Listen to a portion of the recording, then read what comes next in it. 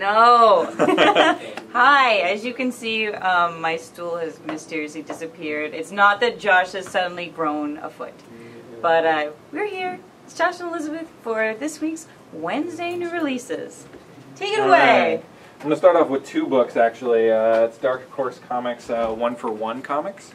First is Sin City, which first came out in 1991. You've probably heard about it, seen a little movie, something like that, but we get a first glimpse at Basin City and Frank Miller's wonderful characters. Definitely gritty and awesome, just as it was originally, so you know, if you haven't picked that issue up, you can go ahead and do that.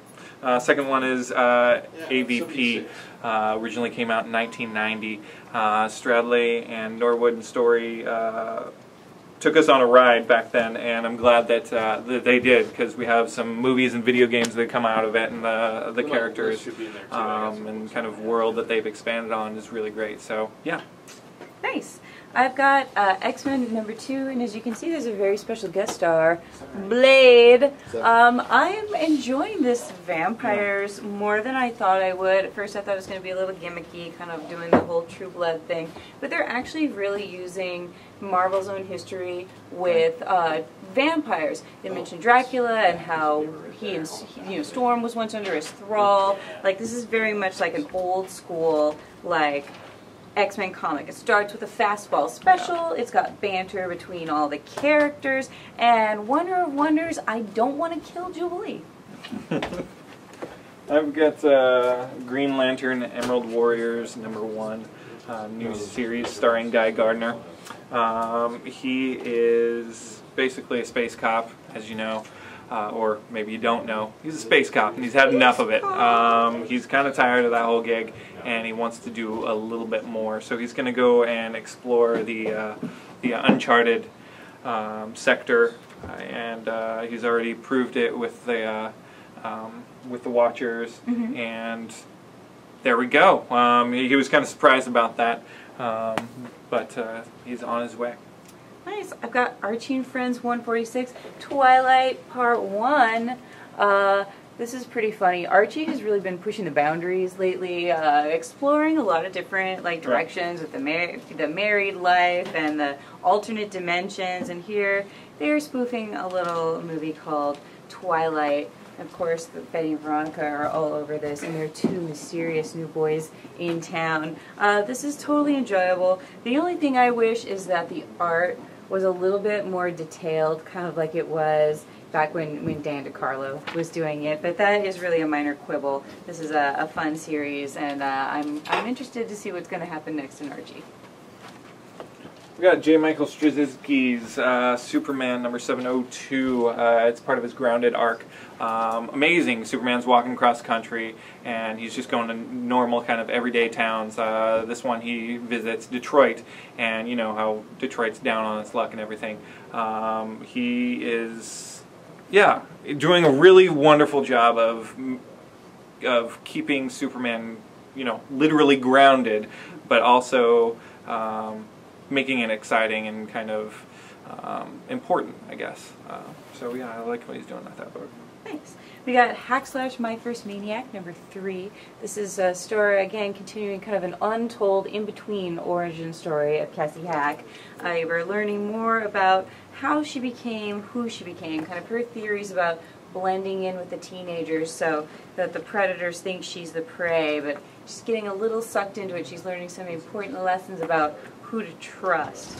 Again, this is interesting. I'm really kind of waiting for Vlad to show up, but I think Tim Seeley's doing a great job. I've got the Chew Omnivore edition hardcover. I've been looking forward to this for a long time, ever since you know, the series came out. Collects the first 10 issues of the book, the first 2 arcs. International Flavors is the second arc, and Taster's Choice was the first arc. And this has wonderful extras in the back of the book, including from issue #4, it has the Russian dialogue translated for us. So that's pretty cool, because I wasn't gonna type that into Google or anything like that. Yeah, exactly. Yeah. Let's see. We've got Layman's original pitch document for the series, which is pretty interesting to read. as well as some early design concepts by Rob. So check that one out. Amazing. So yeah. We've got BPRD, Hell on Earth, the first part of a new 5-issue story arc. I'm loving it. Mike Mignola, John Arcudi, Guy Davis. It really doesn't get any better than this. If you haven't gotten into BPRD, I understand it took me a while to get into it because I was worried that there was too much and it was too unfamiliar, too many monsters, like just too much to read.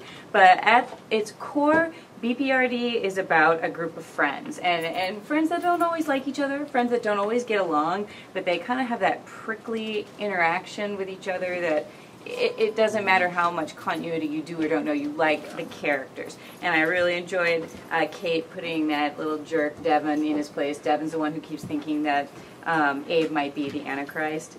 But there's a town, people are disappearing, there's mystery, people don't quite trust the BPRD, but it's setting up for a great story arc. Last thing I've got are the Blackest Night light up ring sets. There you go. These light up. What do you need to know about them other than you put them on your finger and they're on? So get them. Amazing. Yes. Amazing. I got 2 things, so I'll make it quick. I've got Lock and Key, Case of the Kingdom, beginning of a new arc. This is wonderful. I love this. In 18 issues, it's all over. As you might have seen if you read my interview with Joe Hill, this has a definite stopping point, and I can't believe it's I think it's 18 issues in, so we're about halfway through. This is amazing because you keep seeing things from Bode or Bodie's point of view. It's a Calvin and Hobbes reference. Anything from his side is all Calvin and Hobbes-esque. This is great. It's fun. The last arc ended pretty dark, so it's kind of fun to see the kids together. It's adventurous. You're learning more about the kids, and they're learning more about the keys. It's good. And then, of course, lastly... Yeah, it wouldn't be Wednesday new releases. We've got The Walking Dead number 76. And if you read the last one, Rick is beating the shit out of the suspected wife abuser, and the town is going nuts. Has he lost it? I think we can all pretty much agree that he has kind of lost it, but whether that's a bad thing or not for him and the town is yet to be decided. What I really like about this book is how they don't even like pull fast ones on you on what you're expecting. They just kind of sidestep and things go in totally different ways. You learn a lot more about the origin of this town and the people, and nothing's as it seems. Nothing is quite who you thought they were going to be. They're far more human, they're far more realistic, and this is just more and more engaging, and I would like number 77 now, please. So that's pretty much it. You can go ahead and find all of these plus more of the comics and stuff that came out today. If you click the red button up here or on YouTube, is down here. All right, thanks guys.